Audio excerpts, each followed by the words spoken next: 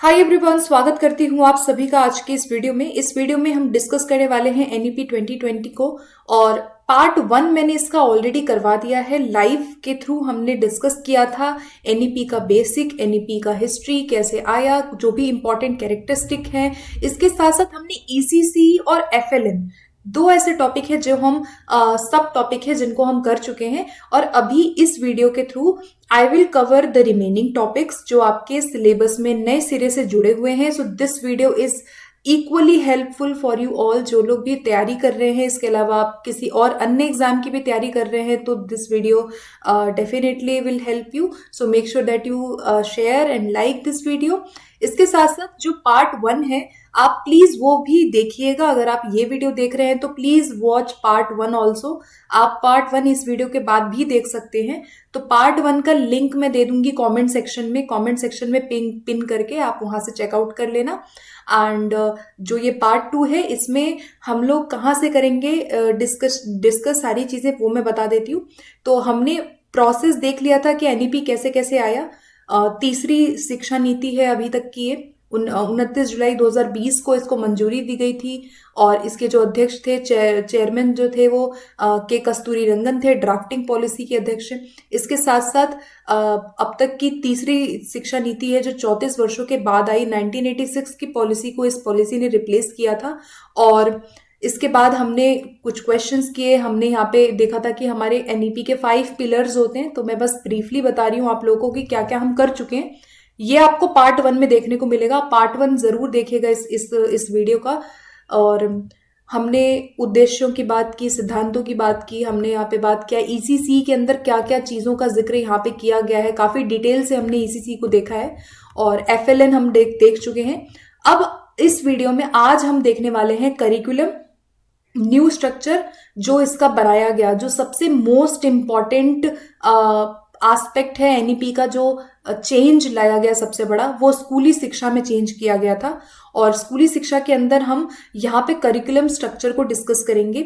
अभी तक जो हम 1986 की पॉलिसी देख रहे थे, 1986 जो पॉलिसी हमारा आया, वो उसके अंदर हम 10+2 ढांचे को डिस्कस कर रहे थे। 10+2 सिस्टम हमारा होता था एजुकेशन का। लेकिन इस 2020 की जो एनईपी 2020 पॉलिसी आई, इसके अंदर हम नए डिजाइन को डिस्कस कर रहे हैं, जो कि है 5+3+3+4। तो ये बहुत इंपॉर्टेंट है, इसको आप याद रखिएगा कि 5+3+3+4 का स्ट्रक्चर है। और आइए डिस्कस करते हैं कि इस स्ट्रक्चर में क्या क्या यहाँ पे जो लेवल है, जो स्टेजेस है, किस तरह से शिक्षा प्रक्रिया होगी, उसको जोड़ा गया है। तो जब हम पाठ्यचर्या और शिक्षा शास्त्र की बात करते हैं, तो ये जो आप देख रहे हैं डायग्राम में, ये हमारा पुराना स्ट्रक्चर है। और एक बार इस डायग्राम को देखना बहुत जरूरी हो जाता है। ये जो है हमारा पुराना स्ट्रक्चर है, जहाँ पे 10+2 सिस्टम होता था प्रीवियस एकेडमिक स्ट्रक्चर के अंदर। नया एकेडमिक स्ट्रक्चर जो है, जिसके अंदर शुरुआत जो है, वहां पे फाउंडेशनल स्टेज आ जाता है 5 साल का। उसके बाद प्रिपरेटरी, जिसको 3 साल में डिवाइड किया गया है। फिर मिडिल स्टेज 3 साल, और लास्ट में हमारा आता है 4 ईयर का सेकेंडरी स्टेज। तो 4 स्टेजेस में हमने पूरे स्कूली ढांचे को यहाँ पे चेंज किया है। और प्रत्येक ढांचे में कौन कौन से ईयर होंगे, कौन कौन से स्टेजेस होंगे, वो डिस्कस कर लेते हैं। सबसे पहला चरण है आधारभूत चरण, जिसको हम फाउंडेशनल स्टेज कहते हैं। फाउंडेशनल स्टेज 5 साल का रखा गया है, जिसको 2 पार्ट में डिवाइड किया गया है। और एक क्वेश्चन आता है, अगर हम स्टेप बाय स्टेप क्वेश्चंस पे चले, एक प्रश्न आता है कि जो फाउंडेशनल स्टेज है, पहला स्टेज जो है 5 साल वाला, पूरे 5 साल को कितने ईयर में डिवाइड किया है। तो यहाँ पे 3 से लेकर के 8 साल तक के स्टूडेंट्स आते हैं। तो 3 से 8 साल का जो कार्यकाल है, जो हमारा कालक्रम है, वो फाउंडेशनल में आता है। इसी को हम ईसीसी भी बोल देते हैं। ईसीसी के अंदर यही हमारा 3 से 8 वर्ष शामिल है। और जो हमारे शुरुआत के 3 साल हैं, वो बच्चा आंगनवाड़ी या बाल वाटिका या फिर प्री स्कूल जो एजुकेशन है वो लेगा। ठीक है। तो 5 साल को डिवाइड किया है हमने 3+2 में। 3 साल वो बच्चा जो भी है, जिसने अभी एजुकेशन स्टार्ट की है, वो प्री स्कूल, बालवाड़ी, आंगनवाड़ी में जाएगा, बाल वाटिका जिसको कहते हैं। और जो 2 साल है बाद के, वो कक्षा 1 और कक्षा 2 में होंगी। तो क्लास 1 और क्लास 2 हमारे फाउंडेशनल लेवल के अंदर यहाँ पे आते हैं।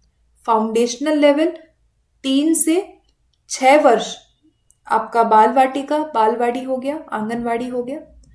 6 से 8 साल जो है, 2 साल, क्लास 1 क्लास 2 हमारा 2 साल का हो गया। तो टोटल मिला के फाउंडेशनल बना 5 साल का। फिर दूसरा स्टेज आता है जिसको प्रिपरेटरी कहते हैं। अब हम तैयारी स्टेज में जा चुके हैं। प्रिपरेटरी स्टेज में 8 से 11 साल, इसके अंदर क्लास 3, 4, 5 तीन यहाँ पे हमारी क्लासेस होती हैं। तो जब बच्चा प्रिपरेटरी में जा रहा है तो क्लास 3, क्लास 4, क्लास 5 यहाँ पे पढ़ेगा प्रिपरेटरी लेवल पे। देन मिडिल स्टेज 3 साल अगेन। अब यहाँ पे मिडिल स्टेज में 6 to 8 यहाँ पे जाएगा बच्चा, 6th, 7th, 8th क्लास।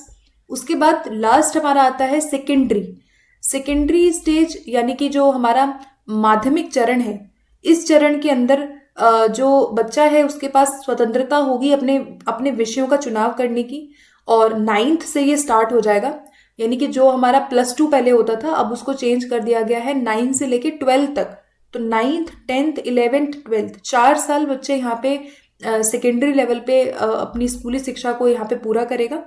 तो इस प्रकार से ये जो हमारा नया ढांचा है उसको कुछ इस तरह से डिजाइन किया गया है कि बच्चा आधारभूत चरण से स्टार्ट करेगा, फिर वो तैयारी चरण पे जाएगा, फिर वो मध्य चरण, एंड देन लास्ट में माध्यमिक चरण पे जाएगा।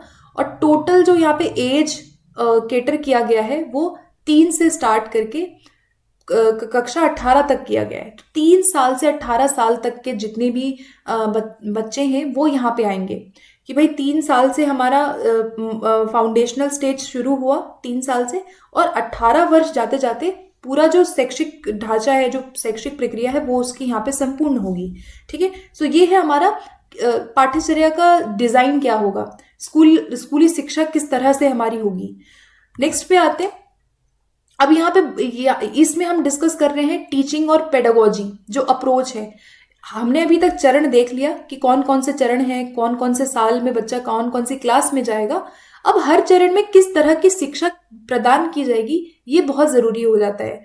और इसमें आपका जो प्रश्न है, इसमें आपके जो प्रश्न बनेंगे वो बड़े ही बेसिक से क्वेश्चन बनेंगे कि भाई अगर इस स्टेज पे बच्चा है तो किस तरह की शिक्षा आप देंगे, है ना। जैसे कि अगर आधारभूत है, फाउंडेशनल है, यानी कि ECC आ जाएगा। इसमें 3 से 8 साल के स्टूडेंट्स यहाँ आते हैं क्लास 1, 2 तक। और जो यहाँ पे शिक्षा की प्रक्रिया है वो बहुत लचीली है ना। तो आप बस इसके कीवर्ड याद रखिए कि फ्लेक्सिबल शिक्षा प्रणाली होगी, बहुस्तरीय है, मल्टी लेवल पे हम शिक्षा देंगे। खेल गतिविधि, खेल आधारित शिक्षा बहुत ज्यादा यहाँ पे होगी। फिर दूसरा आता है तैयारी चरण, प्रिपरेटरी, जिसके अंदर हमारे 8 से 11 साल हो गए। और जो आपका प्रिपरेटरी है वो 3rd से 5th क्लास आती है, 3rd, 4th, 5th।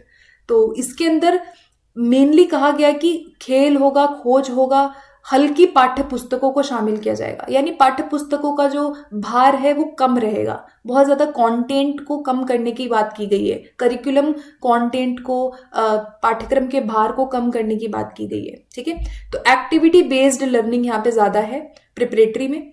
फिर मध्य चरण, मिडिल स्टेज, जहाँ पे 6 to 8 वाले क्लास आ जाएगी, 6, 7, 8। माध्यमिक चरण जो है, मिडिल स्टेज जो है, इसके अंदर जटिल अवधारणाओं से परिचित किया जाएगा। ठीक है, जो भी कॉम्प्लेक्स कॉन्सेप्ट्स होते हैं वो धीरे धीरे यहाँ पे इंट्रोड्यूस किया जा रहा है। और लास्ट में आता है हमारा मध्य चरण के बाद माध्यमिक चरण, सेकेंडरी। सेकेंडरी स्टेज में हमारा 14 से 18 वर्ष के बच्चे हैं, जिसमें 9, 10, 11, 12 हो गया। और इसके अंदर अपनी रुचियों के अनुसार विषय को चुनने की स्वतंत्रता होगी, गहन पढ़ाई होगी, आलोचनात्मक सोच है, और बच्चे अपने सब्जेक्ट्स को चुन सकते हैं। जैसे पहले हम आर्ट्स, जो ह्यूमैनिटीज है या साइंस है या कॉमर्स है, हम ये चुनते थे। यहाँ पे क्या है कि बच्चे अपने अकॉर्डिंग में किसी भी तरह के जो सब्जेक्ट है उसको चुन सकते हैं, जैसा उनका एज पर their preference they can choose their own subjects. So माध्यमिक चरण में विषय को चुनने की फ्लेक्सिबिलिटी और स्वतंत्रता यहाँ पे बोली गई है। ठीक है, आगे बढ़ते हैं। अब आता है कि पाठ्यक्रम और शिक्षण पद्धति के अंदर और चीजें क्या है। तो एक इंपॉर्टेंट चीज है कि curriculum content will be reduced, पाठ्यक्रम की सामग्री को कम की जाएगी। यानी कि बिल्कुल असेंशियल लर्निंग पे और क्रिटिकल थिंकिंग पे फोकस किया जाएगा। अननेसेसरी की बहुत सारी चीजें नहीं पढ़ाई जाएगी, पाठ्यक्रम सामग्री ऐसा होगा जिसको कम से कम रखा जाए, ज़्यादा से ज़्यादा खेल बेस्ड और प्रैक्टिकल बेस्ड लर्निंग होनी चाहिए। तो कंटेंट को कम करना है, फोकस यहाँ पे किया गया है। फिर प्रत्येक विषय की सामग्री इसके मुख्य तत्वों तक सीमित होगी। तो सामग्री को सीमित करने का मतलब ही यही है कि हम करिकुलम के कंटेंट को क्या कर रहे हैं, कम कर रहे हैं। खोज आधारित, चर्चा आधारित, विश्लेषणात्मक शिक्षा पे जोर दिया जाए और शिक्षण को अधिक संवादात्मक बनाया जाए। संवादात्मक यानी डायलॉग बेस्ड होना चाहिए, इंटरैक्टिव होना चाहिए, ठीक है। तो इंटरैक्टिव बहुत ज्यादा टीचिंग होनी चाहिए, रचनात्मकता होनी चाहिए, collaborative, experiential activities, experiential learning पे बहुत फोकस किया गया है। तो ये सारे हमारे क्या है, कैरेक्टरिस्टिक्स है जो फॉलो किया जाएगा, किया जा रहा है बल्कि एनईपी के अंदर, ठीक है। नेक्स्ट पे आते हैं हम अनुभवात्मक शिक्षा, बहुत इंपॉर्टेंट। अनुभवात्मक शिक्षा पे जोर बहुत ज्यादा यहाँ पे दिया गया कि सभी चरणों में इस एक्सपीरियंशियल लर्निंग को लागू किया जाएगा। कला आधारित, कहानी कथन, खेल आधारित शिक्षा होगी। कला एकीकृत शिक्षा बोला गया, आर्ट को इंटीग्रेट किया जाएगा अदर विषयों से, बहुविषयक जिसको कहा जाता है, मल्टी डिसिप्लिनरी जिसको कहा जाता है, इंटीग्रेटेड है। तो आर्ट को लर्निंग से जोड़ा जाए बहुत ज्यादा, ठीक है, पाठ्यक्रम का हिस्सा बनाया जाए आर्ट को, भारतीय कला को। खेल एकीकृत शिक्षा होगी, खेल को एकीकृत किया जाए, है ना, जिससे कि बच्चों के अंदर आत्म अनुशासन और उनके अंदर नेतृत्व का गुण हो। फिट इंडिया मूवमेंट को समर्थन यहाँ पे एनईपी के थ्रू देने जाने की बात की गई। सेमेस्टर प्रणाली या मॉड्यूल आधारित शिक्षा होगी। मॉड्यूल आधारित मतलब कि कुछ मॉड्यूल्स बनाए जाएंगे, कुछ हमारे अलग अलग यूनिट्स के आधार पे शिक्षा दी जाएगी। तो याद रखिएगा, सेमेस्टर प्रणाली को बोला गया। सेमेस्टर प्रणाली मतलब बिट्स बाय बिट्स, पार्ट्स में चीजों को सिखाने जाने पे फोकस किया जाएगा। मॉड्यूल बेस्ड लर्निंग यहाँ पे फोकस की जाएगी। सो ये क्या है हमारे इंपॉर्टेंट, ये कुछ हमारे सुझाव दिए गए नेशनल एजुकेशन पॉलिसी 2020 के अंदर कि ये चीजें हम फॉलो करेंगे जब हम इस पेडागोजिकल करिकुलर स्ट्रक्चर को फॉलो कर रहे हैं जो 5+3+3+4 है, ठीक है। अब बढ़ते हैं अपने अगले नेक्स्ट कॉन्सेप्ट पे। नेक्स्ट कॉन्सेप्ट में लैंग्वेज को बहुत फोकस किया गया है, तो we will discuss some of the important points regarding language education, कि भाषा को किस तरह से एनईपी के अंदर देखा गया है। हम लोग यहाँ पे भाषा के एस्पेक्ट को डिस्कस करेंगे और इसमें बहुत डेप्थ में आपको नहीं जाना है, केवल और केवल भाषा में जो जो इम्पोर्टेंट रिकमेंडेशन दिए गए वो हम डिस्कस कर रहे हैं। जैसे कि सबसे इम्पोर्टेंट रिकमेंडेशन दी गई कि मातृभाषा में शिक्षा होगी। शिक्षा कहाँ तक होगी मातृभाषा में? जो भी बच्चा पांचवी कक्षा तक है, तो जब वो अपनी शिक्षा को स्टार्ट करता है, उसकी शिक्षा को मातृभाषा, उसकी घर की भाषा या रीजनल या वर्नैकुलर जो भाषा है उसके अंदर शिक्षा को स्टार्ट किया जाए। और इन्होंने बोला कि हम प्रेफरेबली 8th क्लास तक भी शिक्षा दे सकते हैं। तो 5वीं तक बोला गया है, लेकिन चाहे तो हम 8वीं तक भी दे सकते हैं। तो medium of instruction will be in mother tongue, इनका सबसे पहला इंपॉर्टेंट यहाँ पे चेंज था। दूसरा है कि स्थानीय भाषा जो है, जो लोकल लैंग्वेज है, उसको बचाया जाए, उसको प्रिजर्व किया जाए। हमारी जो भाषा लोकल है, जो हम आम जिंदगी में अपने परिवार में बोलते हैं, अपने समाज में बोलते हैं, उसको यहाँ पे बढ़ाया जाए, ठीक है। और मातृभाषा में पाठ्य पुस्तकें होनी चाहिए, मदर टंग में उनको नॉलेज होनी चाहिए बच्चों को। द्विभाषी शिक्षण पे फोकस किया गया, ठीक है, कि एक भाषा वो जो घर की भाषा है, एक भाषा वो जो लक्ष्य भाषा है। तो दोनों ही भाषा में सामग्री होगी। मतलब अगर कोई बच्चा कोई लर्निंग कर रहा है तो उसके अंदर मातृभाषा के साथ साथ जो उसकी टारगेट भाषा है, जो उसको सीखनी है, वो दोनों भाषाओं का मिलाप होना चाहिए। उसके बाद त्रिभाषा सूत्र बहुत इंपॉर्टेंट है। 3 लैंग्वेज फॉर्मूला जो है इसको फोकस किया जाएगा। भारत की भाषा परियोजना यानी कि भारत लैंग्वेजेस प्रोजेक्ट स्टार्ट किया गया क्लास 6 to 8 में। और एक भारत श्रेष्ठ भारत कॉन्सेप्ट आया। एक भारत श्रेष्ठ भारत एक इनिशिएटिव लिया गया जिसके अंदर भारतीय भाषा, कला, संस्कृति, व्याकरण, इन चीज़ों पर अलग अलग प्रोजेक्ट्स होंगे, अलग अलग एक्टिविटीज़ होंगी, कल्चरल शोज होंगे। तो एक भारत श्रेष्ठ भारत को भाषा और कल्चर विकसित करने के लिए लाया गया। तो ये कुछ हमारे रिकमेंडेशन लैंग्वेज से रिलेटेड किए गए। इसके अलावा संस्कृत और शास्त्रीय भाषा वेरी वेरी इंपॉर्टेंट यहाँ पे बोला गया कि हमारी क्लासिकल भाषाओं को फोकस किया जाएगा, स्पेशली संस्कृत को। तो संस्कृत को विकल्प बनाया जाए त्रिभाषा सूत्र के तहत। इसके अलावा संस्कृत को हम अनुभवात्मक तरीके से पढ़ाएंगे और 6 to 12 के जो स्टूडेंट हैं उनको 2 वर्ष तक शास्त्रीय भाषा सीखने का विकल्प दिया जाए। विदेशी भाषाएं सिखाई जाएंगी जैसे कोरिया, जापानी, फ्रेंच, जर्मन, स्पेनिश, जितनी भी लैंग्वेज है इनको ये वैकल्पिक होंगी, अल्टरनेटिव होंगी, है ना। मतलब कंपलसरी नहीं है, चाहे बच्चा तो ले सकता है, उसकी मर्जी है। तो विदेशी भाषाओं को, फॉरेन लैंग्वेजेस को, एज वेल एज जो क्लासिकल भाषाएं हैं इसको कैसे सीखा जाएगा, एडिशनल तरीके से सीखा जाएगा, अतिरिक्त विकल्प के रूप में इसको दिया गया। और भारतीय सांकेतिक भाषा, इंडियन साइन लैंग्वेज को बोला गया कि इंडियन साइन लैंग्वेज जो हमारी होती है उसको मानकीकृत किया जाएगा पूरे भारत में। इसको हम पाठ्यक्रम का हिस्सा बनाएंगे साइन लैंग्वेज को, और यहाँ जिनको जरूरत है उनको सिखाएंगे। ठीक है, सो ये भाषा में कुछ हमारे चेंजेस। अब बढ़ते हैं थोड़ा सा और आगे। हम लोग यहाँ डिस्कस करने वाले हैं राष्ट्रीय पाठ्यचर्या रूपरेखा यानी NCF-SE के मुख्य बिंदु क्या है। अब यहाँ पे जिक्र किया गया NCF-SE क्या है, राष्ट्रीय पाठ्यचर्या रूपरेखा फॉर स्कूल एजुकेशन। ठीक है, तो NCF-SE जो है ये फ्रेमवर्क तैयार करेगा कि शिक्षा कैसी होगी, ये फ्रेमवर्क तैयार करेगा कि शिक्षा में क्या चीजें ऐड करेंगे। तो सबसे पहला है कि NCERT द्वारा कक्षा 6 से 8वीं के लिए व्याकरण आधारित पाठ्यक्रम, व्यवहारिक आधारित, नॉट व्याकरण, प्रैक्टिकल बेस्ड करिकुलम यहाँ पे तैयार किया जाएगा। अब प्रैक्टिकल बेस्ड करिकुलम में क्या आएगा, हमारा भाषा, लैंग्वेज प्रोफिशिएंसी, तो इसको बस आप पढ़ लीजिए, ज्यादा इसमें कुछ रटना नहीं है। लैंग्वेज प्रोफिशिएंसी हो गया, क्रिएटिविटी हो गया, communication, health, nutrition, team work, digital literacy, समस्या समाधान, एथिकल, कॉन्स्टिट्यूशनल वैल्यू को फोकस किया जाएगा। तो ये सब हमारे क्या है, ऐसे एस्पेक्ट है जिसको हम प्रैक्टिकल बेस्ड करिकुलम में फोकस करेंगे फॉर 6 to 8 क्लास में इस चीज को हम ज्यादा फोकस करेंगे। फिर समकालीन विषय जैसे कि कुछ हमारे कंटेम्प्रेरी सब्जेक्ट्स हैं जो अभी वर्तमान में ज्यादा ही चर्चाओं में है, जैसे AI है, इसके अलावा डिजाइन थिंकिंग, एनवायरमेंट एजुकेशन है, या फिर ग्लोबल सिटीजनशिप या 21st सेंचुरी जितने भी स्किल्स हैं उसको फोकस किया जाएगा।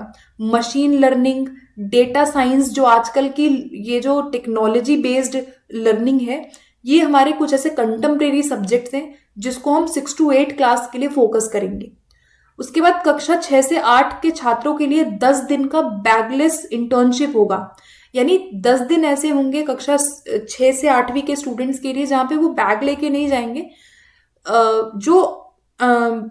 जो ये बैगलेस डे है ये इंटर्नशिप की तरह होगा, जहां पे हम उनको वोकेशनल वैल्यूज देंगे, जैसे मान लो वोकेशनल आर्ट, कारपेंट्री, गार्डनिंग, इस तरह के स्किल्स जो है, इस तरह के जो वोकेशनल वर्क हैं, जो आर्ट है, वो सब हम यहाँ पे सिखाएंगे। तो व्यवहारिक अनुभव देने के लिए 10 दिन का बैगलेस कार्यक्रम कक्षा 6 से 8वीं के लिए स्टार्ट किया गया। ठीक है, अब बढ़ते हैं थोड़ा और आगे।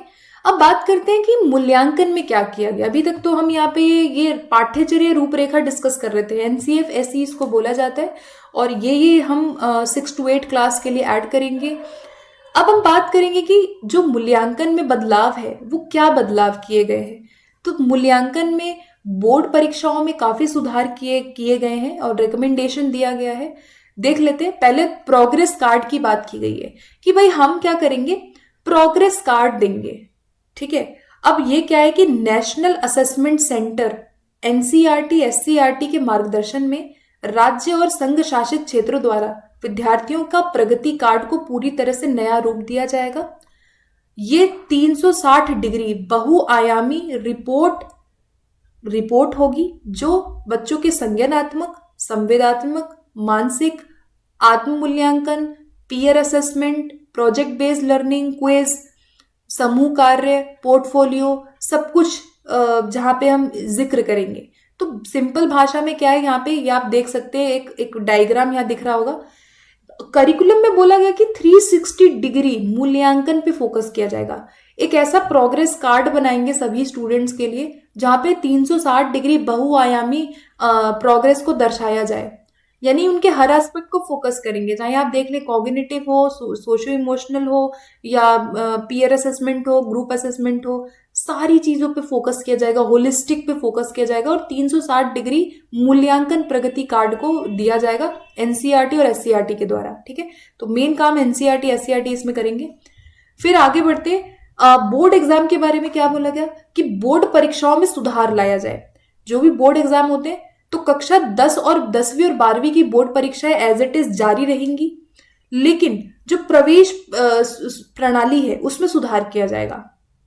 ठीक है, जैसे कि कोचिंग क्लासेस जो होती हैं, जो प्राइवेट कोचिंग होती है, उसकी आवश्यकता को खत्म किया जाए, मतलब बच्चे को निर्भर ना रहना पड़े कोचिंग पे। ठीक है, सो 10वीं और 12वीं की बोर्ड परीक्षा में क्या करेंगे हम, जारी रखेंगे, लेकिन इसमें हम चेंजेस लाएंगे। फिर बोर्ड परीक्षा को क्या बनाया जाए, आसान बनाया जाए, लचीला बनाया जाए, ये बोला गया है। रुचि के अनुसार बच्चे विषयों का चयन करें, अपनी मर्जी से चयन करें। ठीक है, फिर एनुअल सेमेस्टर मॉड्यूल में परीक्षाएं हो सकती हैं। तो परीक्षाएं कैसी होंगी, सेमेस्टर में या एनुअल में या मॉड्यूलर रूप में, किसी भी तरह से हो सकती है। और यहाँ पे ऑब्जेक्टिव और डिस्क्रिप्टिव दोनों तरह के प्रश्न होंगे, है ना। कुछ प्रश्न ऐसे होंगे जो एमसीक्यूज हों, जैसे अभी भी आप देखेंगे बहुत सारे इस बोर्ड में, चाहे आप सीबीएसई बोर्ड देख लें या कोई और आईसीएसई बोर्ड देख लें, एमसीक्यूज प्लस डिस्क्रिप्टिव वर्णनात्मक दोनों तरह के प्रश्नों को ऐड किया जाता है पेपर में, ताकि परीक्षा का जो स्तर है, जो डर है, जो कठिनाई है, उसको कम किया जाए। फिर उसके बाद स्कूल एग्जाम बोला गया, ये इंपॉर्टेंट है। कक्षा 3री 5वीं 8वीं में क्या बोला गया कि स्कूल एग्जाम होंगे। तो 3rd 5th एंड 8th में स्कूल परीक्षा जो है वो अनिवार्य की गई है। मतलब ऐसा नहीं है कि परीक्षा होगी ही नहीं, परीक्षा होगी। और ये परीक्षा फाउंडेशनल लर्निंग की उपलब्धि को मापेंगे। ये परीक्षा ये मापेंगे कि फाउंडेशनल लेवल पे जो भी सीखा वो कितना उन्होंने सीखा है। स्कूलिंग सिस्टम को सुधार करना इसका मेन ऑब्जेक्टिव है। तो स्कूल एग्जाम होगा 3rd 5th और 8th में, ये देखने के लिए कि उनका प्रीवियस जो फाउंडेशनल जो आउटकम है वो कितना आया, मतलब उन्होंने कितना सीखा है। ठीक है, तो ये बोर्ड परीक्षाओं में सुधार मूल्यांकन की बात की गई है। फिर एक असेसमेंट सेंटर की बात की गई, जिसको परख कहा जाता है। वेरी वेरी इंपॉर्टेंट है, यहां से प्रश्न बन सकता है, तो याद रखिएगा परख की फुल फॉर्म। इन्होंने कहा कि एमएचआरडी के तहत एक हम पूरे देश में क्या करेंगे, हम एक असेसमेंट सेंटर को विकसित करेंगे। ठीक है, जिसको परख बोला गया, जिसका फुल फॉर्म क्या है, performance assessment review, P for performance, A for assessment, R for review, A for analysis, K for knowledge, H for holistic development। तो परख जो है ये क्या है, एक राष्ट्रीय मूल्यांकन केंद्र है जो असेसमेंट करेगा। इसका काम क्या है, मानकों को सेट करना, जो परीक्षाएं होती हैं उनके मानक सेट करना, उनके नियमों को सेट करना, सर्वेक्षण करेगा। यहाँ पे बोला गया कि राज्य उपलब्धि सर्वेक्षण, जो सर्वे होते हैं वो करेगा। ठीक है, निर्देशन देगा और मूल्यांकन के पैटर्न को बदलने के लिए मदद करेगा, है ना। निगरानी करेगा कि मूल्यांकन की प्रक्रिया कैसे हो रही है, कैसे नहीं हो रही है। मानदंड बनाने का काम यहाँ किया जाएगा कि जो भी बोर्ड परीक्षाएं जो बच्चे दे रहे हैं उनके मानदंड क्या है। ठीक है, सो इसको हम असेसमेंट सेंटर कह सकते हैं, जो कि परख है। अब आगे बढ़ते हैं, कुछ क्वेश्चन करते हैं। क्वेश्चन है कि NEP 2020 proposed to set up a national assessment centre. क्या नाम है एनएसी का, यानी नेशनल असेसमेंट सेंटर का नाम क्या बोला गया, हमने अभी देखा परख बोला गया है। ठीक है, तो इसकी फुल फॉर्म भी याद रखनी है, ऑप्शन नंबर बी हो जाएगा right. Which of the following is emphasized in NEP 2020। किस चीज पे फोकस एनईपी के अंदर किया गया है, तो एनईपी के अंदर मेजरली फोकस किया गया है हाउ टू लर्न। ये हम ऑलरेडी प्रीवियस वीडियो में भी कर चुके हैं कि व्हाट टू लर्न की जगह हाउ टू लर्न, कैसे सीखे, इस चीज पे फोकस किया गया है। ठीक है, फिर आता है नई शिक्षा 5+3+3+4 कार्यक्रम के तहत कितनी आयु निर्धारित की गई है, तो 5+3+3+4 जो हमारा नया स्कूल स्ट्रक्चर है उसके अंदर हम 3 से 18 साल के साल जो है ईयर है उनको कवर कर रहे हैं, तो 3 से 18 साल हो जाएगा। ठीक है, नेक्स्ट है as per the national education policy the school education curriculum is divided into following pedagogical stages. Stages को क्रम से लगाना है, कौन कौन से स्टेजेस हैं, तो हमने देख लिया कि 5 साल फाउंडेशनल, तो डी हो जाएगा पहले, देख लो कहाँ पर है, बी ऑप्शन एक ही है जहां डी पहले। तो 5 साल का फाउंडेशनल स्टेज, उसके बाद दूसरा क्या है आपका 3 साल का प्रिपरेटरी स्टेज। तो फर्स्ट पे ये हो गया, सेकंड पे प्रिपरेटरी, फिर आपका आता है मिडिल स्टेज, तो सी हो गया ए जहां पे 3 साल, और सेकेंडरी स्टेज जहां पे 4 साल हमारे होते, डी ऑप्शन है। ठीक है, तो ए बी सी डी हो गया हमारा क्रम, 5+3+3+4। नेक्स्ट आता है इंक्लूसिव एजुकेशन डिस्कस कर रहे हैं हम लोग बहुत शॉर्ट में, this is our last sub topic. आपके सिलेबस के अंदर FLN, ECC, curriculum, school structure जो है, ये तीनों जुड़े हुए हैं। इंक्लूसिव एजुकेशन की बात भी की गई है कहीं ना कहीं, तो इसके अंदर हम डिस्कस करेंगे कि इंक्लूसिविटी में क्या प्रावधान यहाँ किए गए थे NEP के अंदर। सबसे पहले सामाजिक आर्थिक रूप से पिछड़े समूहों की बात की गई है NEP के अंदर। एक नया टर्म आपको देखने को मिलेगा, SEDG। ठीक है, यानी कि आपका सोशियो इकोनॉमिक डिसएडवांटेज ग्रुप्स। अब ये सामाजिक आर्थिक रूप से जो पिछड़े समूह है, इसके अंदर कौन कौन आएगा, ये क्वेश्चन बन सकता है कि जो पिछड़े समूह है इसके अंदर कौन कौन से ग्रुप को इंक्लूड किया गया है। तो पहला, जेंडर आइडेंटिटी वाले लोग, तो लिंग पहचान में मेनली विमेन और ट्रांसजेंडर हो गया पहला ग्रुप, जिसके अंदर विमेन एंड ट्रांसजेंडर आते हैं। दूसरा ग्रुप ऐसा है जो सोशल कल्चरल आइडेंटिटी के हैं, यानी ऐसे लोग जो SC, ST और OBC और माइनॉरिटी में आते हैं। तो SC, ST, OBC वाले दूसरे ग्रुप में आ गए, जो कि सामाजिक सांस्कृतिक आइडेंटिटी वाले ग्रुप है। तीसरा ग्रुप इन्होंने बोला जियोग्राफिकल आइडेंटिटी। जियोग्राफिकल मतलब कि लोग कहाँ से आ रहे हैं, गांव से है, डिस्ट्रिक्ट से है या टाउन से है, विलेज से है, कहाँ से है। तीसरा ग्रुप हो गया जियोग्राफिकल यानी भौगोलिक आधार पर। चौथा है डिसेबिलिटी वाले जितने स्टूडेंट हैं, जितने भी लर्नर हैं, वो सब इसमें आएंगे। तो लर्निंग डिसेबिलिटी में 4 नंबर पे ग्रुप हो गए। पांचवा ग्रुप ऐसा था जिनका सोशल इकोनॉमिक स्टेटस कम है, यानी सामाजिक आर्थिक स्थिति वाले लोग, जैसे कि इसके अंदर माइग्रेंट कम्युनिटी, कुछ लोग ऐसे जो माइग्रेंट है, प्रवासी है, लो इनकम वाले स्टूडेंट हैं, या वल्नरेबल है जो है ना, जो हाशिए पर है। तो यहाँ पे 5 ग्रुप बनाए गए हैं। अब 5 ग्रुप मैंने बड़े शॉर्ट में बताया है कि ये जो सामाजिक आर्थिक रूप से पिछड़ा समूह आप देखते हैं SEDG, इसके अंदर कौन कौन शामिल होंगे, इस तरह से आपका एक प्रश्न बन सकता है। तो लिंग के आधार पे, सोशल कल्चरल आइडेंटिटी के आधार पे, फिर भौगोलिक के आधार पे, विकलांगता के आधार पे, इसके अलावा सामाजिक आर्थिक स्थिति के आधार पे 5 समूह में ये जो समूह है इसमें बांटा गया है, कैटेगराइज किया गया है। आगे बढ़ते थोड़ा सा और, फिर बोला गया कि स्पेशल एजुकेशन जोन बनेंगे। अब शैक्षिक रूप से पिछड़े वाले क्षेत्रों को SEZ के रूप में घोषित किया जाएगा, यानी कि जो आपका SEDGs है, यानी शैक्षिक रूप से पिछड़े जो समूह है, जो अभी हम जो हम समूह देख रहे थे 5 जो हमने अभी तक ये ग्रुप्स देखे हैं, ये ग्रुप को हम क्या बोलेंगे, SEZ यानी स्पेशल एजुकेशन जोन बोलेंगे। इन क्षेत्रों में योजना नीति का अधिकतम कार्यान्वयन होगा, मतलब कि जो भी आप देखते हैं नीतियां बनेंगी, जो योजनाएं बनेंगी, इन क्षेत्रों में ज्यादा फोकस किया जाए। क्यों किया जाए, ताकि ऐसे लोगों को हम मेन शिक्षा में जोड़ें, हर बच्चा शिक्षा को अफोर्ड कर सके। इसलिए इन क्षेत्र में जो योजनाएं हैं, जो नीतियां हैं, इनका कार्यान्वयन बहुत ज्यादा किया जाएगा। तो इसीलिए इसको कहा गया स्पेशल एजुकेशन जोन। फिर SEDGs में जो ग्रुप है उसके अंदर महिलाओं की भूमिका क्या है, तो इसमें आधी महिलाएं हैं और अधिक भेदभाव होता है महिलाओं के साथ आमतौर पे, जैसे कि हमने अभी जेंडर पहचान के आधार पे ट्रांसजेंडर और वुमेन की बात की। तो इनको क्या किया जाएगा कि ऐसी नीतियां बनाई जाएंगी जिसमें लड़कियों को ज्यादा फायदा मिले, उनके लिए ज्यादा लाभकारी हो, ऐसे महिलाओं को जो वंचित हैं। ठीक है, तो ये स्पेशल एजुकेशन जोन की बात की गई। फिर बात की गई gender inclusion fund. Gender inclusion fund किसको दिया जाएगा, ये याद रखना। तो जेंडर इंक्लूजन फंड जो है वो महिलाओं और ट्रांसजेंडर जो भी छात्र हैं उनको दिया जाएगा।